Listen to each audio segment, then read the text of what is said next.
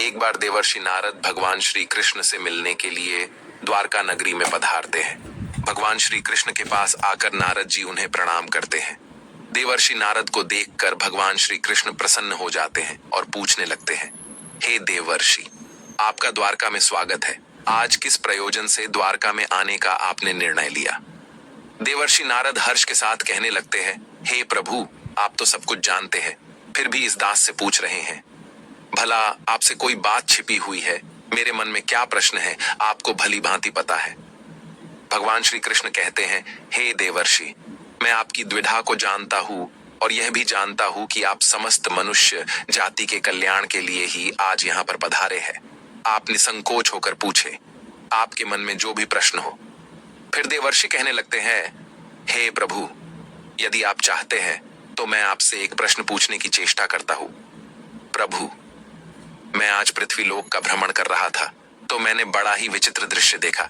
मैंने देखा कि कुछ दुष्ट मनुष्य गायों को मार रहे थे, वहीं दूसरी ओर कुछ मनुष्य गायों की पूजा भी कर रहे थे। तो प्रभु, यह दृश्य देखकर मुझे बड़ी व्यथा हुई। मनुष्य खुद के स्वार्थ के लिए निष्पाप पशुओं पर अत्याचार क्यों करता है?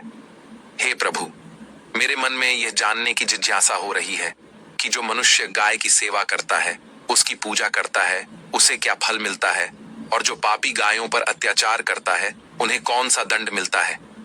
इस प्रकार से नारद जी द्वारा पूछे जाने पर भगवान श्री कृष्ण मुस्कुराते हुए कहने लगते हैं, हे देवर्षि, आपने बहुत ही उत्तम प्रश्न किया है। जो गायों को कष्ट देता है, उसे तो उसके पाप कर्मों के लिए नरक में दंड अवश्य मिलता है, किंतु जो गायों की सेवा करता है, उन्हें उत्तम लोकों की प्राप्ति होती है। गायों की सेवा करने से पृथ्वी लोक पर और परलोक में मनुष्य को कौन सा फल मिलता है, मैं आपको इस कथा के माध्यम से समझाता हूँ। हे देवर्षि, आप इस कथा को ध्यान से पूरा जरूर सुने। इस कथा को जो भी मनुष्य सुनता है और इसका प्रचार करता है, उसके समस्त पाप नष्ट हो जाते हैं, उसे धन धान्य की प्राप्ति होती है और मृत्यु के बाद वह मेरे धाम गोलोक में जाता है। देवर्षि कहने लगते हैं, हे प्रभु, यह मेरे सौभाग्य है कि आपके मुख से मुझे यह कथा सुनने को मिल रही है। मैं इस कथा को ध्यान से पूरा सुनूंगा और इसका प्रचार मनुष्यों में करूंगा। भगवान श्री कृष्ण कहते हैं, हे देवर्षि, प्राचीन काल की बात है। पृथ्वी लोक पर वैवस्वत मनु के वंश में एक दिलीप नाम के राजा हो गए हैं। महाराज दिलीप धर्म का पालन करने वाले, गुणवान, चरित्रवान तथा महापराक्रमी थे। उन्होंने धर्म पूर्वक पृथ्वी का पालन किया और अपनी प्रजा को सदैव ही प्रसन्न रखा। उनकी प्रजा सदैव उनसे संतुष्ट रहती थी। मगध देश की राजकुमारी सुदक्षिणा महाराज दिलीप की पत्नी थी। महाराज दिलीप और महारानी सुदक्षिणा बड़ी ही प्रसन्नता से रहने लगे थे, किंतु अनेक वर्ष बीत जाने के बाद भी महारानी के गर्भ से कोई संतान नहीं हुई। तब महाराज दिलीप एकांत में बैठकर सोचने लगे कि मैंने कभी कोई पाप नहीं किया है और मैंने सदैव ही धर्म के मार्ग पर चलकर ही सभी कार्य किए हैं, फिर भी मेरे किस दोष के कारण मुझे संतान प्राप्ति नहीं हो रही है। इतना सोचकर वे बहुत चिंतित हो गए।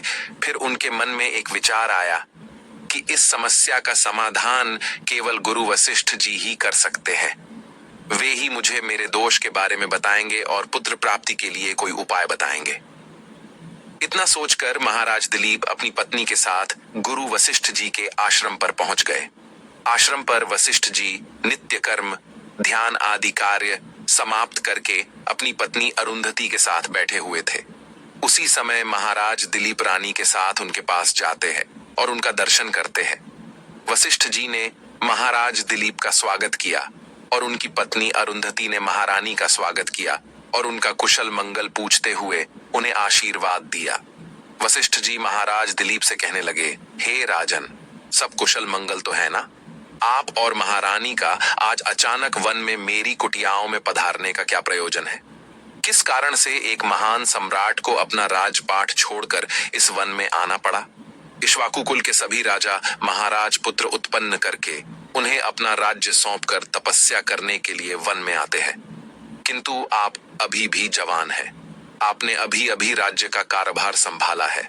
आपने अभी तक पुत्र भी उत्पन्न नहीं किया है, फिर आप ऐसे अपना राजपाट छोड़कर वन में क्यों चले आ गए? ये आप जैसे महान सम्राट को शोभा नहीं देता है। फिर महाराज दिलीप कहते हैं, हे महर्षि, मैं आपके यहाँ पर तपस्या करने के लिए नहीं आया हूँ। गुरुदेव, मैं आपके पास सहायता मांगने के उद्देश्य से आया हूँ। कृपया आप मेरी सहायता कीजिए, मैं बहुत दुख में हूँ। फिर महर्षि अगस्त्य कहते हैं, हे राजन, आपके जैसे महान सम्राट को भला किस बात की सहायता चाहिए? आप तो स्वयं सभी की रक्षा एवं सहायता करने में सक्षम हैं। महाराज दिलीप कहते हैं, हे गुरुदेव, मैं आपके पास यह जानने के लिए आया हूँ कि किस दोष के कारण मुझे अभी तक पुत्र की प्राप्ति नहीं हुई है। कृपया आप अपनी दिव्य शक्ति से जानकर मुझे मेरा दोष बताइए और उस दोष के निवारण के लिए उपाय भी अवश्य बताइए। पुत्र के बिना मेरा जीवन व्यर्थ हो जाएगा, मुझे मुक्ति नहीं मिलेगी। तब महर्षि अगस्त्य कहते हैं, हे राजन, ये तो आश्चर्य की बात है, मैं अवश्य आपकी सहायता करूंगा। फिर महर्षि अगस्त्य अपनी दिव्य दृष्टि से महाराज के भूतकाल को देखने लगते हैं तो उन्हें राजा की एक भूल के बारे में पता चलता है। महर्षि अगस्त्य महाराज से कहते हैं, हे राजन, आपसे एक बड़ी भूल हुई है जिसका आपको ज्ञान नहीं है। जब आप इंद्रलोक में देवराज से मिलकर लौट रहे थे, तभी मार्ग में एक कल्प वृक्ष के नीचे खड़ी गाय और उसके बछड़े को आपने दुर्लक्ष्य कर दिया था। वह गाय और उसका बछड़ा अत्यंत भूखे और कष्ट में थे। आपने उस कामधेनु गाय को ना भोजन कराया और ना ही उसे नमस्कार किया। उस गाय ने आपसे सहायता भी मांगी, किंतु आप अपनी प्रसन्नता में खोए हुए थे और आपको उस गाय की पुकार भी सुनाई नहीं दी। आपकी कृतज्ञता को देखकर वह गाय अत्यंत दुखी हुई और उसने आपको श्राप दे दिया है। हे राजन, जो मनुष्य गाय को कष्ट में देखकर उसकी सहायता नहीं करता, भूखी गौ माता को भोजन नहीं कराता, उसे तो महापाप लगता है और उसी गाय के श्राप के कारण आपकी कोई संतान नहीं है। इस प्रकार से महर्षि अगस्त्य ने महाराज दिलीप को उनके दोष के बारे में बता दिया, जिसे सुनकर महाराज बहुत दुखी हुए और पश्चाताप करते हुए कहने लगे, हाय, ये मैंने क्या कर दिया? मुझ पर धिक्कार है। मेरी ही मूर्खता के कारण एक गाय को और उसके कोमल बछड़े को इतना दुख सहन करना पड़ा। मुझे तो अब राजा बने रहने का भी अधिकार नहीं है। महाराज महर्षि अगस्त्य से कहते हैं, हे गुरुदेव, मैं अपनी इस भूल को सुधारना चाहता हूँ। कृपया आप ही मुझे कोई उपाय बताइए जिससे मैं इस घोर पाप से मुक्ति पा सकूं। मेरा अपराध क्षमा के योग्य नहीं है, किंतु फिर भी मैं प्रायश्चित करना चाहता हूं। फिर महर्षि अगस्त्य कहने लगते हैं, हे राजन, आप दुखी ना हो, इस दोष से मुक्ति का उपाय अवश्य है। आप मेरे आश्रम की नंदिनी नाम की गाय की सेवा करो। वह उसी कामधेनु गाय की पुत्री है जिसकी आपने सहायता नहीं की थी। अपनी पत्नी के साथ मिलकर तुम उस गाय की सेवा करो, उसकी आराधना करो, वह तुम्हें अवश्य पुत्र प्रदान करेगी। तभी वह नंदिनी गाय बाहर से उस आश्रम में प्रवेश करती है।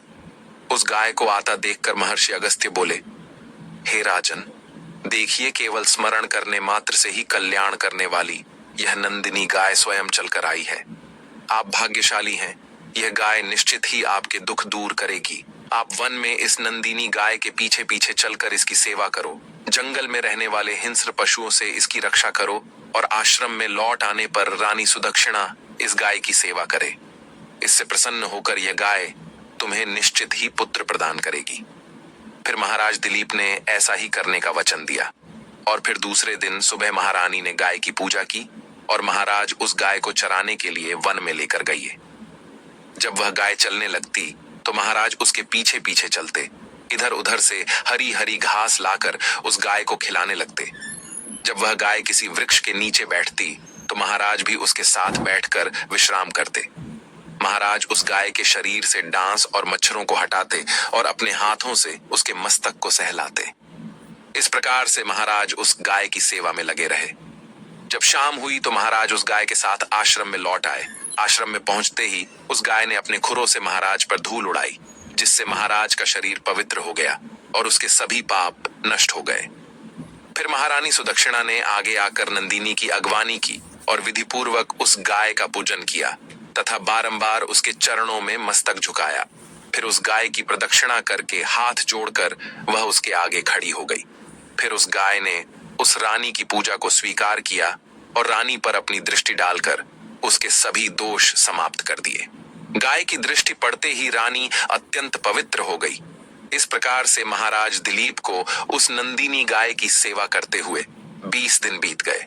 फिर 21वें दिन महाराज जब गाय को लेकर वन चले गए तो वह गाय चरते चरते हिमालय पर्वत पर चली गई और महाराज भी उसके पीछे पीछे चले गए। वहां उस पर्वत पर खड़े होकर महाराज उस हिमालय पर्वत की सुंदरता को निहार रहे थे। इतने में ही एक शेर ने आकर उस नंदिनी गाय को बलपूर्वक दबोच लिया। राजा को उस शेर के आने की आहट तक नहीं हुई। उस शेर के चंगुल में फंसी नंदिनी ने दयनीय स्वर से बड़े जोर से चीत्कार किया, हे महाराज मेरी रक्षा करो, हे महाराज मेरी रक्षा करो। जैसे ही महाराज ने उस गाय की पुकार सुनी तो उन्होंने देखा कि एक भयंकर शेर ने उस गाय को दबोच लिया है और उस गाय की आंखों से आंसुओं की धारा बह रही है, जिसे देखकर महाराज व्यथित हो उठे और उन्होंने तुरंत ही अपना बाण निकाला और धनुष की डोरी पर रखा और उस शेर को मारने के लिए प्रत्यंचा खींची। उसी समय उस शेर ने महाराज की तरफ देखा। उस शेर की दृष्टि पड़ते ही महाराज का शरीर स्तब्ध हो गया, उनकी शक्ति क्षीण हो गई, उनका सारा बल नष्ट हो गया। अब उनके अंदर उस बाण को छोड़ने की भी शक्ति नहीं रही। फिर वह शेर उस महाराज से बोलने लगा, हे राजन, मेरे ऊपर प्रहार करना तुम्हारे बस की बात नहीं है, क्योंकि भगवान शिव मेरी ही पीठ पर पैर रखकर नंदी पर बैठते हैं। इसीलिए तुम मुझे मारने की चेष्टा मत करो और यहां से लौट जाओ। विधाता ने इस गाय को आज मेरा ग्रास नियुक्त किया है, इसीलिए तुम इसमें दखल मत दो। मैं जानता हूं तुम सूर्य वंश में जन्मे हुए राजा दिलीप हो। इस हिमालय पर्वत पर भगवान शिव की बड़ी माया फैली हुई है, इसीलिए तुम तुरंत ही यहां से निकल जाओ। फिर महाराज बोलने लगे, हे मृगराज, कृपया आप इस गाय को ना मारे। यह महर्षि वशिष्ठ जी की संपूर्ण मनोरथों को पूर्ण करने वाली नंदिनी गाय है। इसकी हत्या करने पर तुम्हें महापाप लगेगा। गुरुदेव ने मुझे इस गाय की रक्षा और सेवा करने का आदेश दिया है। इस गाय का एक बछड़ा भी है जो घर पर इसकी राह देख रहा है। मैं इस गाय को मरने के लिए छोड़कर नहीं जा सकता। तुम भगवान शिव के सेवक हो, इसीलिए तुम्हारे हाथ से इस गाय को छुड़ाना मेरे लिए असंभव है। इसीलिए हे मृगराज, मेरी आपसे विनती है कि आप इस गाय को जीवन दान दो। इस गाय के बदले में मैं तुम्हें अपना शरीर समर्पित करता हूँ, जिससे तुम्हारी भूख भी शांत हो जाएगी और इस गाय की रक्षा भी हो जाएगी और मेरे वचन का पालन भी हो जाएगा। साथ ही गौ रक्षा के लिए प्राण त्यागने से मुझे उत्तम गति की प्राप्ति होगी। इतना कहकर महाराज उस शेर के सामने हाथ जोड़कर बैठ गए और आंखें बंद की। फिर अचानक से उस राजा के कानों में स्वर पड़े, बेटा उठो, मैं तुम्हारी सेवा से अत्यंत प्रसन्न हूँ। यह सुनकर महाराज उठ खड़े हुए और उन्होंने अपने सामने उस गाय को देखा और वह शेर कहीं दिखाई नहीं दे रहा था। तब वह नंदिनी गाय राजा दिलीप से कहने लगी, हे राजन, मैंने ही अपनी माया से शेर का रूप धारण करके तुम्हारी परीक्षा ली है। यमराज भी मुझे पकड़ने का विचार नहीं कर सकते। मेरी रक्षा के लिए तुम अपने प्राण देने के लिए तैयार थे, इसीलिए मैं तुम पर बहुत प्रसन्न हूं। अब तुम मुझे वरदान मांगो, जो तुम्हारी मनोकामना है वह कहो, मैं अवश्य पूर्ण करूंगी। महाराज दिलीप कहते हैं, हे गौ माता, मेरे मन में जो इच्छा है आप वह अवश्य जानती होंगी। कृपया मुझे पुत्र प्रदान कीजिए, मेरी यही कामना है। फिर उस नंदिनी गाय ने कहा, हे बेटा, तुम पत्ते के द्रोण में मेरा दूध लेकर उसका पान करो। इससे तुम्हें अत्यंत बुद्धिमान और गुणवान पुत्र की प्राप्ति होगी। महाराज दिलीप कहने लगे, हे माता, इस समय पर मैं आपके मधुर वचन सुनकर ही तृप्त हो चुका हूँ। अब आप मेरे साथ आश्रम पर चलिए और मैं आपकी पूजा आराधना करके तथा मेरे अनुष्ठान को पूरा करके आपके अमृत समान दूध का पान करता हूँ। उसके बाद महाराज दिलीप उस गाय को लेकर आश्रम चले गए। आश्रम में पहुंचने पर महारानी सुदक्षिणा ने आगे आकर उस गाय का पूजन किया। तब उस गाय ने कहा, हे महारानी, आप मेरी पीठ को स्पर्श करें, इससे आपको अत्यंत गुणवान, बलवान और विद्वान पुत्र की प्राप्ति होगी। फिर महारानी ने गाय की पीठ को स्पर्श किया। महाराज और महारानी ने उस गाय की विधिवत पूजा आराधना की और उनके अमृत के समान दूध को प्रसाद समझकर ग्रहण किया। उन दोनों की प्रसन्नता देखकर महर्षि वशिष्ठ कहने लगे, हे राजन, अब यह गाय तुम दोनों पर प्रसन्न है, तुम्हारी मनोकामना अवश्य पूर्ण होगी।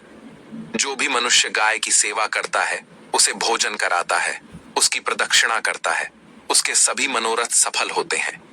जो भी गाय की रक्षा करता है, उसकी कभी दुर्गति नहीं होती है। मृत्यु के बाद वह गोलोक में जाता है और भगवान श्री कृष्ण के साक्षात दर्शन करने का सौभाग्य उसे प्राप्त होता है।